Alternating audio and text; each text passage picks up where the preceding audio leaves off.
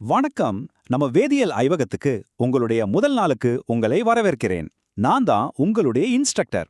இன்னைக்கு நாம பருப்பொருட்களோட அடிப்படையான விஷயங்களை, அதாவது கரைசல்கள் எப்படி வேலை செய்யுது அப்படிங்கறத ரொம்ப சுவாரஸ்யமா தெரிஞ்சுக்க போறோம். இத பத்தி முழுமையா புரிஞ்சுக்கிட்டா கெமிஸ்ட்ரி ரொம்ப ஈஸியா மாறிடும். தயாரா இருக்கீங்களா? வாங்க ஆரம்பிக்கலாம். சரி, நேரடியா விஷயத்துக்கு வருவோம். இப்போ நான் உங்ககிட்ட ஒரு பீக்கரை கொடுத்து இது ரொம்ப அடர்த்தியான கரைசல் அப்படின்னு மட்டும் சொன்னா அதுல உங்களுக்கு ஏதாவது முழுமையான அர்த்தம் புரியுதா? கண்டிப்பா இல்ல, இல்லையா? குறிப்பா ஆபத்தான ரசாயனங்களை கையாளும் போது இந்த மாதிரி மேம்போக்கான வார்த்தைகளை வச்சுக்கிட்டு வேலை செஞ்சா அது எவ்வளோ பெரிய விபத்துல கொண்டு போய் விடும்னு கொஞ்சம் யோசிச்சு பாருங்க. அதனால தான் வேதியியல்ல அளவீடுகளை தரப்படுத்துறது ரொம்ப ரொம்ப அவசியம். சும்மா நீர்த்த அல்லது அடர் அப்படின்னு பண்புகளை மட்டும் சொல்றதை விட துல்லியமான எண்களோட அளவீடுகளை பயன்படுத்தும் போது தான் தேவையற்ற குழப்பங்களையும் ஆபத்துகளையும் நாம முழுமையா தவிர்க்க முடியும். கெஸ் பண்றதுக்கு லேப்ல இடமே கிடையாது. இப்போ நம்ம லேப சுத்தி பாருங்க. கரைசல்கள் அப்படின்னா வெறும் திரவங்கள் மட்டும் கிடையாதுங்க.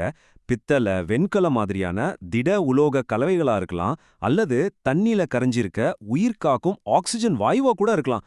இது எல்லாமே கரைசல்களோட வெவ்வேறு வடிவங்கள் தான்.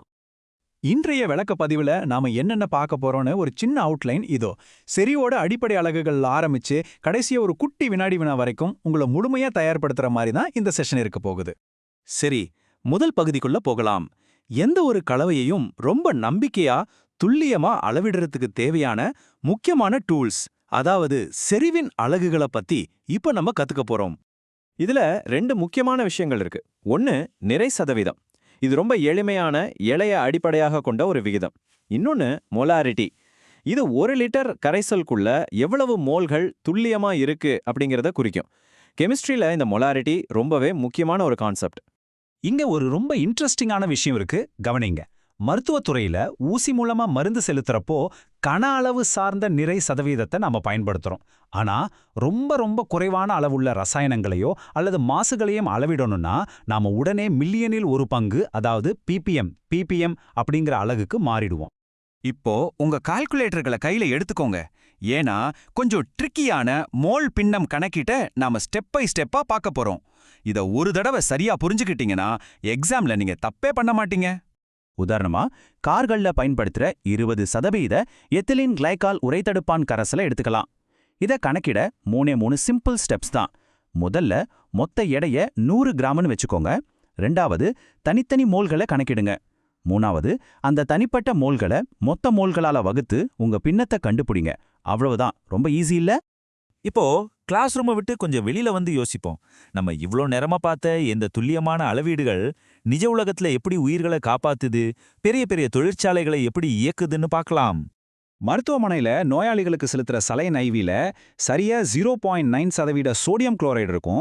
இது நம்ம ரத்த பிளாஸ்மாவோட கச்சிதமா பொருந்தக்கூடிய ஐசோடானிக் அளவு. இதுல கொஞ்சம் மாற்றம் இருந்தா கூட நோயாளியோட செல்கள் ஆபத்தான முறையில சுருங்கிடும் அல்லது வீங்கிடும். அதே மாதிரி வீடுகள்ல பயன்படுத்துற ப்ளீச்சிங் பவுடர்ல துல்லியமா 3.62% சோடியம் ஹைப்போகுளோரைட் இருக்கும். இந்த அளவுகளோட துல்லியம்ங்கிறது பல நேரங்கள்ல உயிரை காக்கக்கூடிய அளவுக்கு முக்கியமானது. கடலுக்கு அடியில போய் பாத்தீங்கன்னா 1 லிட்டர் தண்ணீர்ல வெறும் 5.8 ppm அப்படிங்கிற ரொம்ப ரொம்ப குறைவான அளவுல கரைஞ்சிருக்க ஆக்சிஜன் வாயு தான் ஒட்டுமொத்த கடல்வாழ் உயிரினங்களையும் மூச்சு விட வச்சிட்டு இருக்கு. பார்க்க சின்ன எண்ணா இருந்தாலும் அதோட தாக்கம் எவ்வளவு பெருசு பாத்தீங்களா? உலகத்துல இருக்கிற ஒவ்வொரு கலவையும் சில கட்டாயமான இயற்பியல் விதிகளை பின்பற்றி தான் ஆகணும். அந்த வகையில இந்த கரைசல்கள் நிஜ உலகத்துல எப்படி செயல்படுதுன்னு தீர்மானிக்கிற 2 அடிப்படை விதிகளை பத்தி இப்ப நாம ஆராயலாம். திரவங்கள்ல வாயுக்கள் எப்படி கரையுது அப்படிங்கிறத ஹென்றி விதி ரொம்ப அழகா விளக்குது. ஆழ்கடலுக்கு போற ஸ்கூபா டைவர்கள் அதிக அழுத்தத்துல அவங்க ரத்தத்துல நைட்ரஜன் வாயு அதிகமா கரைஞ்சு நச்சுத்தன்மை ஆகிடக்கூடாதுங்கிறதுக்காக ஏன் ஹீலியம் கலந்த சிலிண்டர்களை பயன்படுத்துறாங்க அப்படிங்கிறதுக்கு இந்த விதிதான் காரணம்.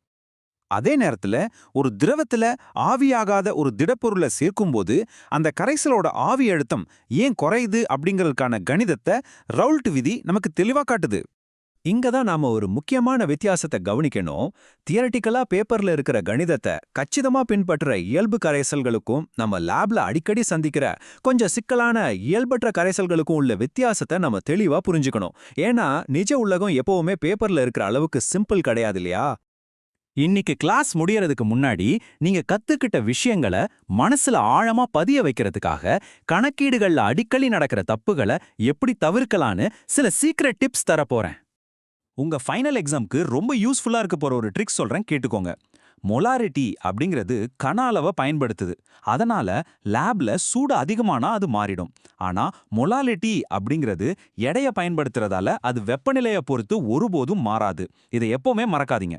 இறுதியா உங்களை நீங்களே டெஸ்ட் பண்ணிக்க ஒரு சின்ன கேள்வி. ஒரு ஊரோட குடிநீர்ல பல் சொத்தையை ஏற்படுத்துற அளவுக்கு 1.5 அளவு குளோரைடு கலந்திருக்குன்னு நீங்க கண்டுபிடிச்சா அதை எந்த செறிவின் அலக வச்சு அளவிடுவீங்க? கரெக்ட், மில்லியனில் ஒரு பங்கு, அதாவது ppm. கொஞ்சம் சிந்திச்சு பாருங்க. நாம குடிக்கிற தண்ணியோட தரமும் நம்ம பாதுகாப்பும் இந்த அலகுகளோட துல்லியத்துல தான் அடங்கியிருக்கு. அடுத்த முறை நீங்க ஏதாவது ஒரு மருந்து பாட்டிலையோ அல்லது கெமிக்கலையோ பார்க்கும்போது அதுல இருக்கிற செறிவு அளவு உங்க ஆரோக்கியத்தோட எப்படி தொடர்புடையதுன்னு உங்களால கணிக்க முடியுதான்னு செக் பண்ணி பாருங்க. இதோட இன்னைய விளக்க பதிவை நம்ம முடிச்சுக்கலாம். தொடர்ந்து கற்றுக்கொள்ளுங்கள். நன்றி.